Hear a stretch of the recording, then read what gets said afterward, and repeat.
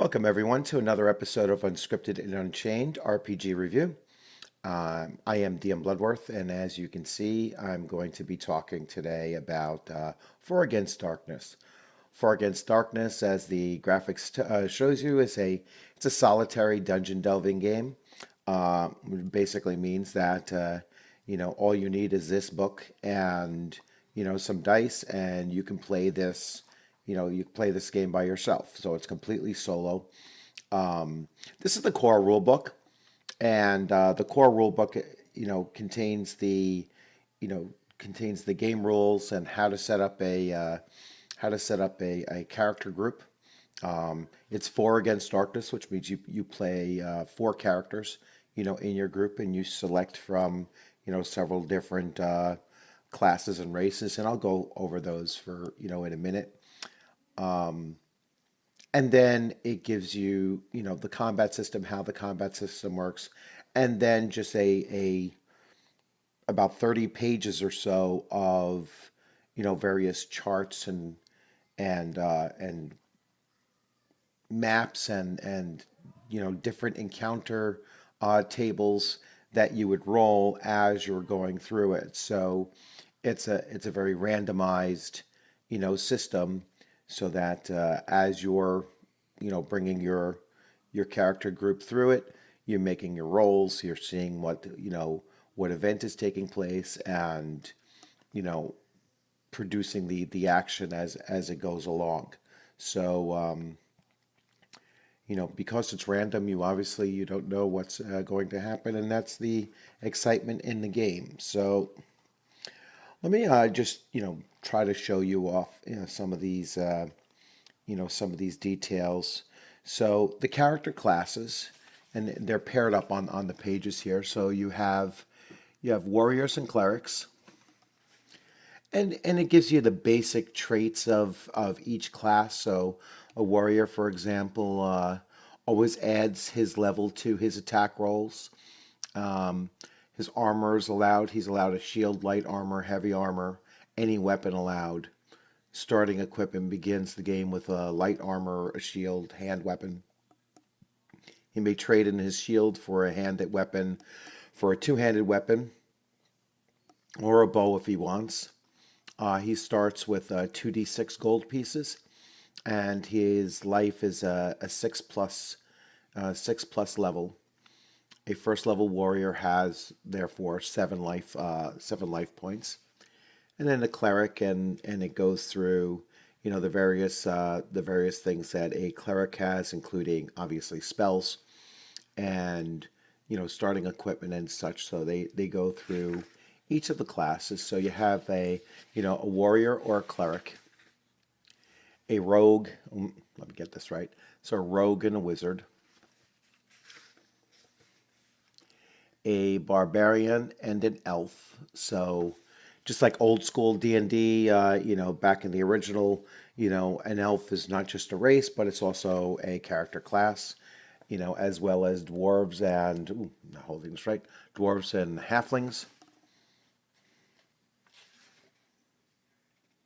So once you create your party makeup, you're going to put them on, you're going to list the party makeup on this play sheet here, so you can see it has room for all four characters and their basic stats that they would have here, and then you would have this, most likely printed and kept on the side, so as you're running through the adventure, you can, just keep track of, what's going on with all four characters on one pretty handy sheet. And the sheet, the details on the player sheet is very simple. So you just have to name the type of character, their attack roll, which is a modifier to a D6 attack roll, and I'll explain that, in a couple of minutes as well. The class abilities, their gold pieces, their equipment, their level, their clues, which I'll go into some detail with, their life, which is their health points, and their defensive role. So what do they need in order to defend? So once you've selected your character group, you could then buy equipment, and as I described with the the fighter, they get a certain amount of gold at the very beginning, and so you can buy various either adventure gear or like healing potions and such, or you can upgrade your or purchase weapons or armor or such if you do have enough starting gold pieces in order to do that. So I mean, they have bandages, they have bandages, blessing spells. It's like a scroll, bows, hand weapons, heavy armor, and such. So just a variety of different, healing potions, a variety of different type of adventuring gear. They do have rope. I didn't notice the 10 foot pole, but it wouldn't surprise me. Nope, no 10-foot pole. So no cliche 10-foot pole for this game here. So how do monsters attack, or how to attack monsters? So the example that they give here is a goblin is a level 3. So you need to roll a 3 or better to wound or affect him with a spell. You need to roll a 4 or better to parry his blows. So you're rolling just 1d6. So a character, let's say you have a warrior, might get a +1 or actually does get a +1 for his level. And so at the very very bare minimum, a warrior is going to have a +1 to his or her D6 roll, and to hit a goblin that's a level 3 creature, so he'd have basically a 2, a minimum of a 2. So he's just about hitting a goblin at first level, with a very minimal roll. And other modifiers obviously go in there. The type of weapon that they're carrying might give them another plus.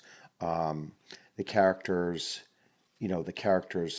strength or other abilities might also give them a +1, so they're or more. So a warrior's traits. I know they gave an example here where the warrior was ending up with like a +2 or +3. Um, the cleric here, when the cleric attacks, versus undead, they get a +2 versus undead. So clerics, have a much better chance of hitting undead creatures, and such. And so the system is very very simple as far as did you hit it, and then how much do you do damage is based on the type of creature that you're attacking and your bonuses.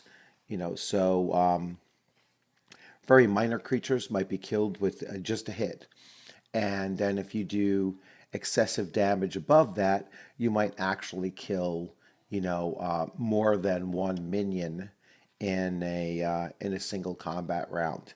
And so it has that kind of an overflow for your attack roll. So if you do an excess of damage and you are fighting, fairly minor creatures, you're going to kill several of them in a single round, which I kind of like that system because it does make it seem more more dynamic and more heroic. In a sense, it makes the characters stand out as being exceptional in combat situations versus fairly minor creatures. As you go through the book, you'll see that they have they do have the map grids, and so you randomize your map as the characters are going through it. You can determine how many rooms there are going to be, what the general layout is going to be. And as you're going through and adding these rooms in, because they give you plenty of templates on a piece of graph paper, you could sit there and you could actually map out what the room is going for. It's weird, My screen just went into a power save. There we go. I gotta figure out why that's happening. So they do have 66 different, 66 different room types, or you could use one of those dungeon decks that I had shown a video, about a month ago, showing off that. You could use one of those as well. I might actually prefer to use that dungeon deck that I had purchased, a while back, and I'll link that onto the to the end of this video as well, so you can take a look at that. So once you've randomized your rooms and you enter into your rooms, so you'll have the room creators. All right, so these are all tables. So basically, from page 31, so you have room contents table, you have special feature tables, you have special effects tables, treasure table, treasure table, vermin table. So vermin are those very low level creatures, vermin such as, rats, bats, goblins, swarmlings, giant centipedes, vampire frogs, skeleton rats. Oh, I've never seen that before. Skeletal rats. Then you have minions, which are kind of like a mid-level type creature, and these go up to level 3. So far level 1, level 3, and these are regular skeletons or zombies, goblins, hobgoblins, orcs, trolls, and fungi folk. Boss tables. So your bosses in this basic core rule book is mummies, orc brutes, ogres, medusas, chaos lords, and small dragons. A small dragon is a level 6 creature, so it's going to take a minimum of a d6, a roll of a 6 on a d6 in order to hit them, and or 5 if you're a level 1 character. So you'd need a very high roll in order to hit these higher level creatures. Weird monsters tables. So you have minotaurs, iron eaters, chimeras, cataplasmas. I never knew how to say that. Giant spiders, invisible gremlins, and so on. They have a quest table randomizer, so you can actually roll a dice just to see what what the quest itself is going to be. So bring me his head, bring me gold. I want him alive. Bring me that. Let peace be your way. Slay all monsters, and they go through a variety of tables, laying everything out. Moving through the dungeon, no room by room. So now they actually get into, in this section here, they start talking about, the actual running of the adventure through through a dungeon that you've created, or that's being randomized, and it talks about how to move through it. Um, if you run out of paper on your on your graph, they tell you how you deal with that kind of thing. Like I said, I would most likely use a deck builder, and just run through using one of those decks. And I have a gaming mat that I would lay everything out on as well. So then they give you tips and hints on how to use the final boss and time limits. So the game is designed that you could run an adventure in roughly 45 minutes. Um, Obviously, it'll run a little bit longer the first time you're running it through.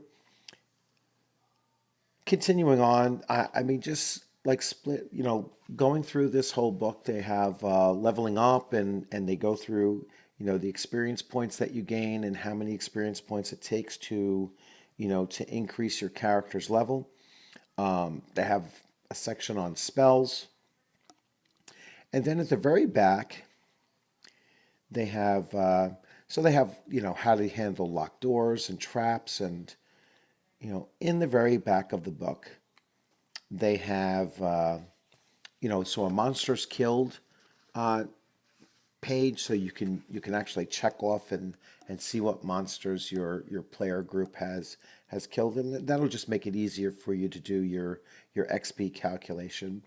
Then they have the guide to dungeon and room building tables. So there's the whole section here on just how to lay it out and set everything up so that perhaps you don't run out of space, and it gives you the random rolls that you need to make, and then what page you need to check and refer to.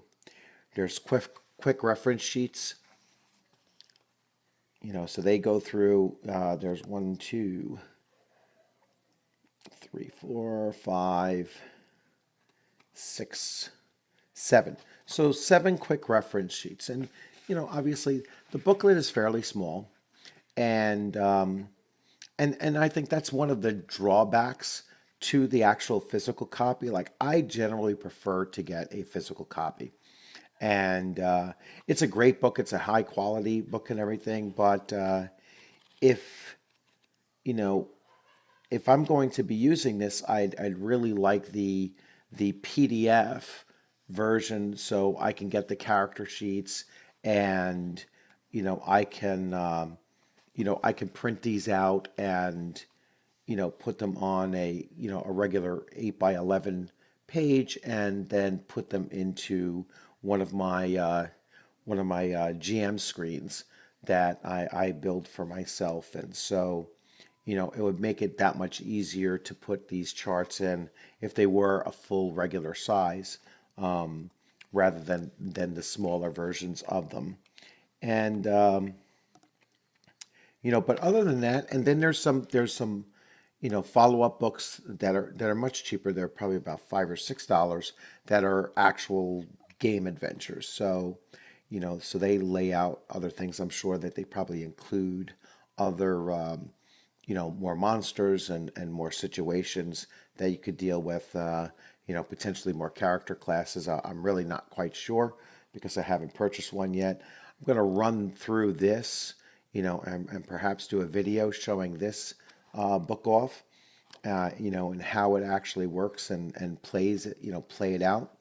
But for the most part, it sounds like it's a pretty fun game. I haven't run it yet, but there's a lot to say about a game that if you have 30-40 minutes of free time, and you can't quite get anybody online to run a game off, you can always run a fairly simple system like this, and have some enjoyment with a group of characters that you've named and put together as a character group. So a good way to kill an hour if you have a spare hour to play. So I hope you enjoyed the video. If you liked the video, please make sure that you hit the like button.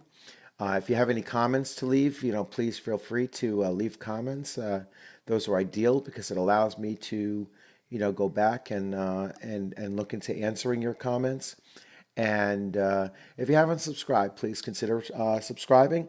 And just let me know what kind of content you'd like to see. And the more that you tell me what content you're enjoying, and what content you'd enjoy to see in the future, then I'll be able to put these things together for you and provide you with some good information, and just cool games to look out for. So if you do want to check this game out in PDF, which I kind of recommend, I have the link up for Drivethru on my comments section, so you could always hit that and then just look up For Against Darkness and pick up the PDF. Like I said, in very rare occasions, I prefer the PDF, and I would probably prefer the PDF for this game booklet. Considering it is so short, so it's very easy for you to print out the whole thing. And like I said, those charts and the player sheet at the end, or the player group sheet at the end, is I think a better format in an 8 by 11 size format. So you'll have a good evening. Hope you enjoyed this, and upcoming weekend, about 3 days. So I look forward to seeing you on the gaming screen sometime very soon. Have a good night.